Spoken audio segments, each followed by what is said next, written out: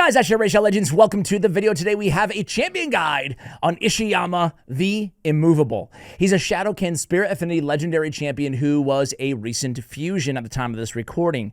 Now going into the fusion, I said, on my main channel that I didn't think this was a must-fuse champion.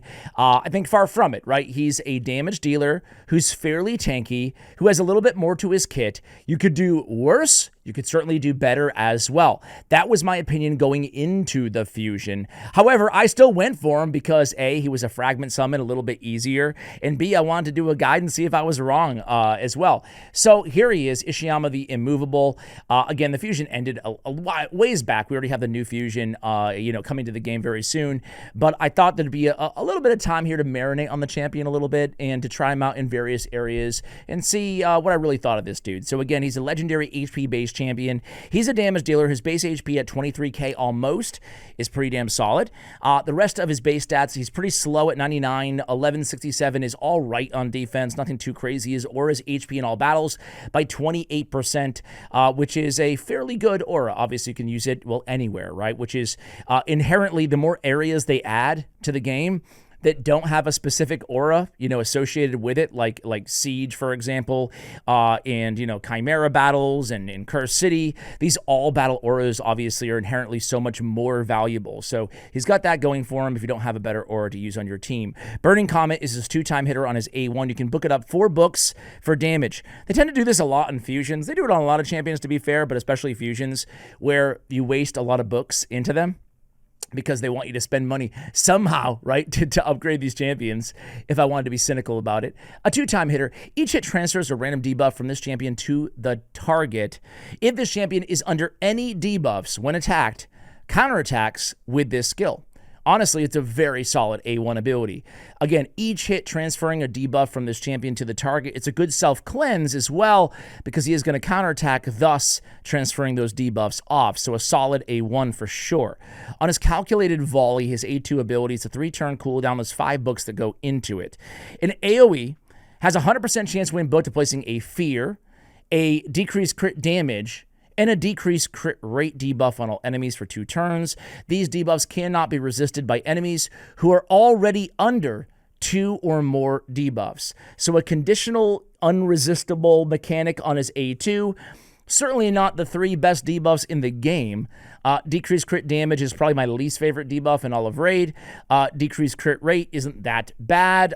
It's not the best, but it's not the worst. It's not an essential debuff. And Fear is solid, I think. 50-50 of losing their turn. The skill does not go on cooldown, though. So all in all, it's a weird set of debuffs. It makes him obviously susceptible to polymorph as well in the arena to have on an HP-based nuker. But weird isn't always bad. Let's continue with Finish Them. Finish Them. 3-turn cooldown, attack 1 enemy. Will ignore 25% of the target's defense. 50 instead if the target's under 2 or more debuffs. Plays a block damage on this champion for 2 turns if the attack kills an enemy. We'll take a look at the multipliers in just one moment. Solid ability here. I love the block damage if he kills an enemy.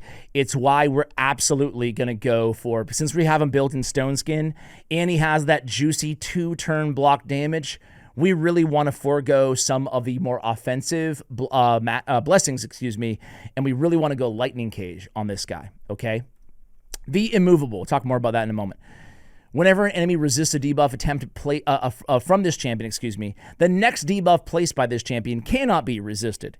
Each debuff placed by this champion increases max HP by 3% up to 30%. I like that passive. It makes him stronger, especially in longer battles.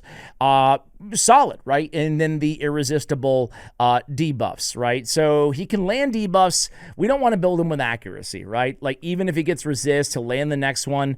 Accuracy not required on this champion. That in addition to the calculated volley irresistible condition that we already spoke about. All right, so his kit overall, it reads pretty well. It's not that bad, right? Not that good. Not that bad. All right, let me go ahead and pull him up here. You guys will see the build. But first, I really want to quickly take a look at him on hellhades.com, right? He has the 4 out of 5 rating. I think that's a bit too high on this champion. But again, like, I try to be super fair at how I look at any champion on this channel, right? And that means I try not to judge just based on my account, where I am in the game. I try to judge also based on if I was to pull this champion as a brand new player. Is he worth all the skill tomes, all the resources that it takes, using your best gear, or even decent gear on? Those are the things that I like to consider. Now, all that being said, I'm probably splitting hairs here, because I'd probably give him a 3 or a 3.5, meaning that he's not like a 1 or a 2, or, he's maybe a bit above average, is kind of like, TLDR on this champion, in my opinion. Now, you can see his area rankings. He's not really an end game. It says it right here, right? Like, it says it all in the area rankings. He's not much of an end game champion per se, although I will say he can definitely be effective in Faction Wars hard mode, which is probably his best utility, I think, overall in the game, because he's very good at waves.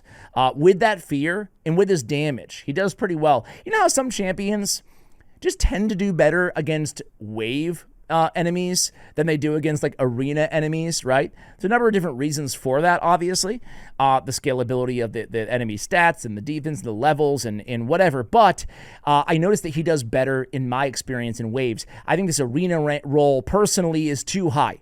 Why do I say that? Again, it's not because I'm an endgame player and I have mythical champions, yada, yada, yada. It's because, what is he lacking? He doesn't have a delete button nuke. He's not like a Taurus with constant pressure, right? Moreover, not everybody has to be a Taurus to be a good champion, a good damage dealer, but he doesn't have like a fail-safe, survivability mechanic, which even on an HP nuker is what we look for on our nukers nowadays to be like super viable. So I think that's a bit high. I would give him maybe a 3.5 in the arena personally. I am curious if we go to like, I don't know, Gold 1, is anybody using this dude? Not at all in live arena. I've never seen him in the arena. Let me go Gold 2. Let me go Gold 4. Yeah, not one pick. Yeah, I've never seen anybody use him at all. Now, that's not to say he's a trash champion, but just can go by what I've seen. A 0.14 HP multiplier on his A1. That's an average damage ranking. A 0.3 on his AoE. That's a strong damage ranking. It's not bad, certainly. And then a 0.34 is a godlike ranking, plus the ignore defense on his A3. So certainly the A3 is the highlight of his kit. Masteries really quickly here. I just gave him like very traditional HP-based nuker masteries here. For the arena or for wave content, right? Sorry, my microphone arm is like blocking. There we go. All right, can just be coming out of the microphone arm, can just be coming out of Blood Shield. No big deal. So normally on nukers, we want to kind of go defense and end with retribution and maybe deterrence, but he already has that counterattack mechanic built in his kit as long as he's under a debuff or two.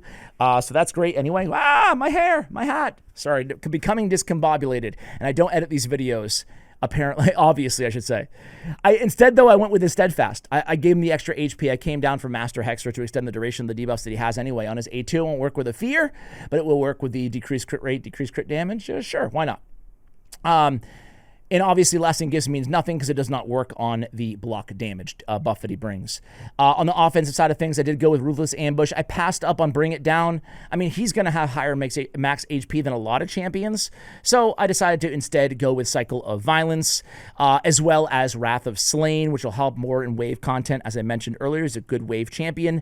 Methodical is very good for this champion because he's having all of those counterattacks with his A1, so that increases the damage done by his default skill, and then we ended on Helm Smasher to get some more ignore defense chances on him. I already spoke about the blessing on this champion. I love Lightning Cage. I love Lightning Cage when you have champions with, stone skin or champions that bring their own powerful buffs. We have a 75% chance at 5 stars to protect. And even at 1 star, you still have a 50% chance to protect that block damage. That could be a game changer, right? The block damage is very, very strong, especially if you're using Ishiyama in the arena. Which, again, he's not an awful arena champion. He's just not like a meta endgame, and not every champion has to be. Okay, other considerations, obviously, would be the typical ones, right? When we talk about damage dealers. You could go with Soul Reap on this champion, get those kills. He does hit fairly hard. You could go, if you have him at 6 stars, you could go with Polymorph, obviously in the arena. You could go with Cruelty, or you could go with Crushing Rend. Specifically go with Crushing Rend if you're using him only for wave content. Obviously, those mobs are much higher level than the arena, where you'll get a 6% ignore defense. That's at max level at 6 star. So I think I'd probably go Soul Reap if I didn't go Lightning Cage personally, but it's up to you guys. I'm using this new rare relic, Codex Luminous. This is from Faction Wars 2.0, where it receives 5% less damage from champions that have a different affinity. I actually like this. I don't love it, but I like this relic, especially on Spirit Affinity champions. Spirit Affinity champions are still at the bottom of the meta, which Ishiyama is, so we can get a 5% damage mitigation. What's better is we get the HP as the main stat, and we can book it up a little bit or level it up. Now we get a 6% damage mitigation, which isn't nothing for give the double negative. So I think it's a perfect little relic for this champion. Now, I am silver broke. Since Faction Wars 2.0 came in the game, guys, I am so silver broke. Like, it's insane. It's insane. The cool thing is these glyphs are insane too, right? 5 to 10. I got my first Max Star legendary glyph the other day, but I forgot. I think it was a resistance one. Anyway, I digress. So forgive me for not having the banner and the ring totally leveled up here. Otherwise, he's in pretty good gear. He has Stone Skin and Savage. You build him basically like you build the Taurus, right? Or an Eric's or another HP-based damage dealer, a Narcissus. Speed on the boots. We have HP percentage on the chest with HP Ascension, ideally. We have crit damage, some crit rate on those gauntlets. So, again, pretty nice gear here. We get some speed, some more HP. Perfect gauntlets for Ishiyama, right? We have, again, crit rate, speed, and HP are the stats that we're looking for on this champion. So again, speed, crit rate, HP, got a nice max roll on that HP as well. We have crit damage, obviously on the, let's see if I can, hey, Chaos Powder is something that doesn't cost silver, the one thing in the game. And I farmed a hell of a lot of Phantom Shogun Grove. So we're going to go with the crit damage, get that crit damage maxed out. And then his total stats are going to be 95k, 259, 103, 266. Not too bad. Our stat priorities on this champion are going to be HP, crit rate. Crit rate needs to be 100%. Crit damage, and some speed, right? Why not? Get him as fast. I always say, people ask sometimes, how fast should I build my nukers? And the stupid, easy, lazy answer is as fast as possible, I think, you know? I don't think you should be, I mean, there's always a case to be made where if I can still get him to maybe 240 or 50 speed, go with HP instead on the boots for more damage. There's nothing wrong with that as well. But I tend to, I've tried both methods a lot on my account for my best champions, for my worst champions, and I tend to like speed. I tend to like them a little bit fast, even if I forego some of the damage stats. But that's not always the case. It just depends, right? If I have a +4 fully empowered, fully awakened champion, it's a lot easier to get by with, you know, the HP percentage, for example, on the boots. All right, I've done enough yapping. HP, by the way, on the banner. Let's see what I get for an Ascension here. Accuracy, okay. Again, accuracy is nice on this champion, but it's not a must-have because of the way his kit works. All right, guys, let's go ahead and go into battle. Now, before we jump into the arena, I want to actually thank you for trying to sell me silver and everything else under the sun, Plarium. I appreciate it. I want to go into Doom Tower, the final floor on Doom Tower Hard, and I just want to do a quick little damage check. I have him with Udex Artor, the free champion, the Reviver. I have Loki, who I just did a video on today on my main channel. I can't quit you Loki. I love Loki for some good old-fashioned control. Very good champion. Armons, of course, and Genzin. Now, Armons, we certainly don't want to use his aura. What do we have? Accuracy in all battles, speed in arena battles. I don't know. Would you guys go with HP or go with some accuracy? Honestly, I think we want to go with the accuracy because I think we have enough HP to survive here, and we have Udex to revive if we don't. So, Ishiyama, let me make myself a little bit smaller, because Ishiyama is on the far right-hand side, opposite me here. And we can take a look. I missed his first nuke, of course, but you can see, I mean, this team's pretty cool. Genzin is pretty beast mode, but he's very squishy in this build, so he'll probably die a lot. So, let's see. I suspect, there's that A3, did pretty decent damage, right? Of Ishiyama. Got the kill, got the block damage. I said that he didn't have a survivability mechanic, but I guess I was wrong. He does have that block damage, but it's conditional on a kill. So what I should have said earlier is he doesn't have a survive mechanic that is you know, that can activate upon a lethal hit. You know, it's conditional. He has to kill somebody first, which is sometimes easier said than done. Look at Loki. going in there, blocking everybody's active skills, like just solid freaking champion. Genzen being picked on a little bit here. Rotos is just as broken in waves. Newsflash, in case you didn't need me to tell you, I'm sure. But just as broken in waves as my man is in other circumstances. In the arena, I should say. So, look at those chain stuns. Beautiful, beautiful. All right, I want to take a look at his A1 here in terms of damage. Okay, that was his AoE. Again, you know, all right damage. And you can see how his debuffs work, right? Where sometimes he's not landing one debuff, but he'll land another after the first resist comes down. So some enemies do get them, others don't. Decreased crit rate is again, it's nice to have. It's not going to hurt you certainly, but it's not super broken. What would I have loved to see on this champion, you know, to make him a little bit better? Not every champion needs to be the best in the game. And again, he could be a nice tanky damage dealer for you, help a little bit with the debuffs in Faction Wars 2.0, right? I think that people are probably maybe not lacking, but could always use a super tanky, you know, that was a good AoE right there, you know? That was a really solid AoE. Could probably use a tanky champion in Faction Wars 2.0. It doesn't hurt, certainly, right? I might use him in some Faction Wars 2.0 stages, so that's nice. He goes in there 150k with a finish them. Genzen didn't die. I was wrong there. This team, I'll tell you, for floor 119, they did a pretty damn good job, right? Of course, I could just evaporate with a Seer team, but still, that was pretty impressive for this little squad here. So Genzen finished with 758,000. Ishiyama with 1 million. Now, Genzen is +4, but he's not as awakened as Ishiyama is. And Genzen's just in triple perception with crit rate on his gauntlets, whereas Ishiyama is built as a nuker with crit damage and savage gear. So it's not fair to compare the two. You know, not fair to either of those champions, but either way, they both were a nice 1-2 punch, right? So overall, a lot of control on this team, some support, some turn meter fill, increased attack for Genzen. I like the squad. Ishiyama, you did pretty well, man. You did pretty well. Okay, let's go into, by the way, on my main channel, Ash Raid Shadow Legends, I'm going to have a super fun video.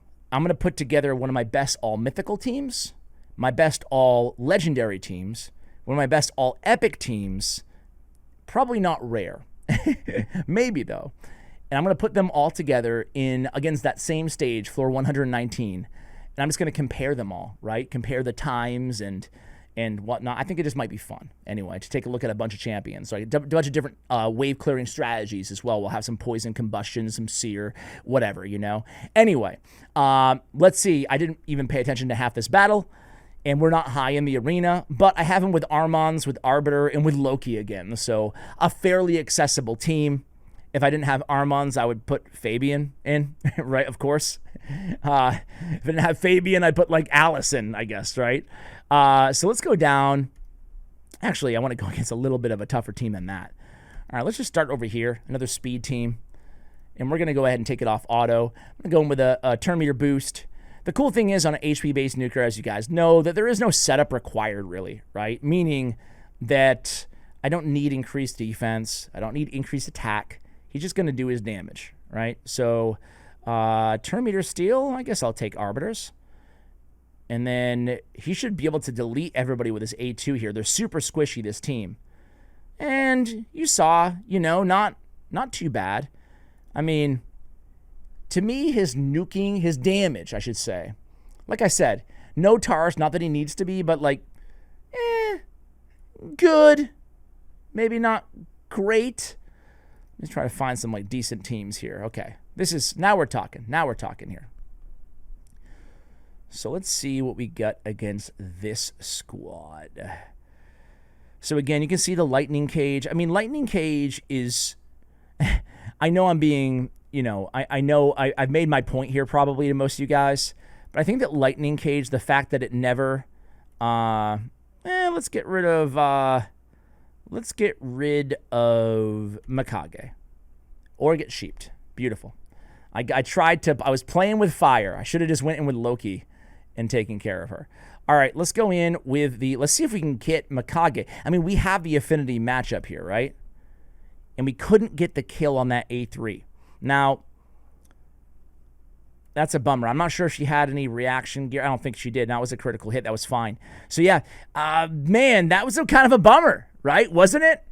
Like, it's just Mikage. She's not the tankiest unit out there in the world. I would have loved to see that kill there, get that block damage. It could have changed the entire trajectory of this match. Now, granted, you know, these are all good champions that we're going against. They're all mythicals, you know, but I would have loved to have gotten that kill there, and it would have changed everything. So a little disappointed there with his damage on that A3. But given, again, he was going Force Affinity as a spirit, right? So was hoping for, you know, a true delete button. When you see a single target nuke nowadays, you really want to get that full delete, in my opinion.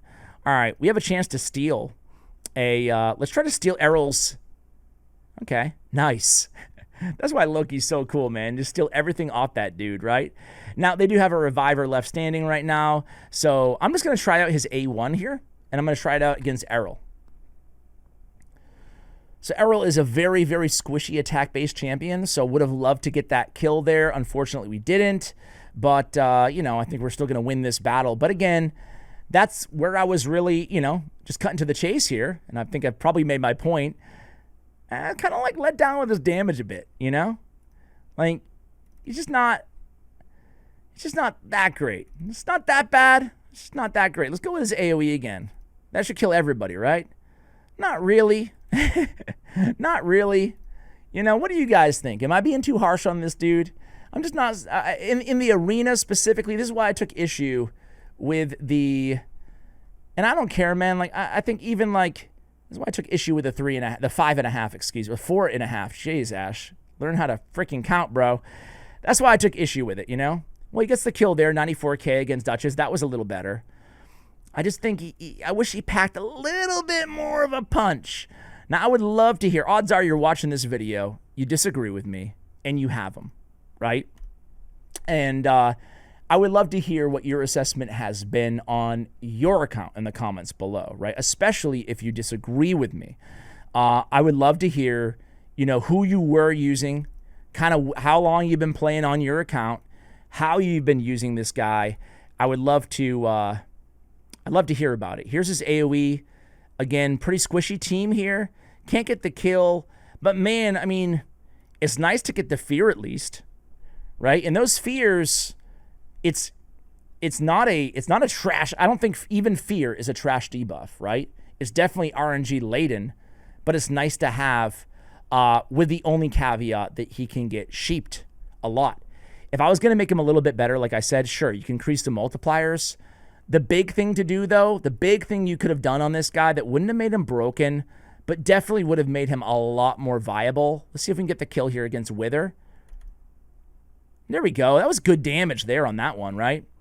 Is make him immune to sheep.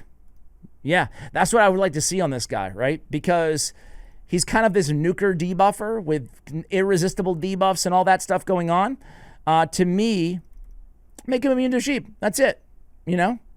There's a few champions who are. It's not like it's a new ability or anything like that. And I think that would have been intriguing and really give him a little bit, just a little tiny something unique. That he could bring into the arena as compared to all the other damage dealers that we have. So again, that A2 isn't insane damage, but the A3, I do take it back. I mean, we did get that Mikage non-kill earlier, but since then, he's impressed with his damage. Let's just do one more team here, guys. Let me just refresh, and let's go against this. It's kind of an interesting all-demon spawn with Volcanos, right? So very, very lethal squad here. When you go against Volcanos, you just die. You just die by getting buffs. It's great. All right, let's try to steal. Think we could do it again, guys? Think we can try to steal from Volcanos? We get blocked. I shouldn't. I should just take the easy, you know, turn meter steal from like a Wither or something like that. But I like to tempt fate. So anyway, let's go. I'd rather not. I mean, both these guys are going to be a super pain. Let's just go and try to sheep Helicath. And then let's go in with that A2. It was tempting in that situation to try to get the... Ooh! Tempting in that situation to try to get the block damage. Ooh, Wither goes, and I'm dead. Man, this is a tough little squad here. I don't know what I'm even doing with those all demon spawn teams with Volcanos are so unbelievably strong, right? I don't know if I just with this squad, I just don't think I can beat it, unfortunately. Let's go. I lied. One more. I can't end with an L. Overall assessment on this champion. Again, what I've already said in the video. I think that he's okay. You know, he's a solid little champion. But yeah, is he the best? Is he a game changer? Must fuse? Nah. I like Loki and Armons because they can get around UDK pretty easily. Now, let's see what we can do against UDK with that A3, though. How about that? Boom. Not awful, to be fair. Not awful. We can just do that. Spread it around. Neutralize He-Man. See if he can buff up, but we do have block buffs out there. Everything's looking pretty good. And now we should be able to end things right now with the AoE. Not end things, certainly, but let's actually turn Sun Wukong into a monkey. Just remove the buffs on Sify. Or a monkey. Let's turn him into a sheep, Ash. I'm so good at playing and commentating at the same time, aren't I? All right. So that AoE again, it did decent damage. He weak-hitted against He-Man, so that'll happen against Blue Affinity, of course. His Affinity is the last, little knock against him. I don't personally, though, unless you're like super endgame, I don't think it's that big of a handicap having a Spirit Affinity nuker, because there's still a lot of popular Force Affinity champions that you can pull him out as a situational nuker, right? So I think he has some potential. I don't think he's a trash. I just also didn't think, and I still don't think he was a must-fuse champion. Let me know what you guys think of Ishiyama The Immovable in the comments below. Let me know if you disagree especially. Thanks for watching till the end of the video. Keep the champion guide requests coming. And as always, take care, guys.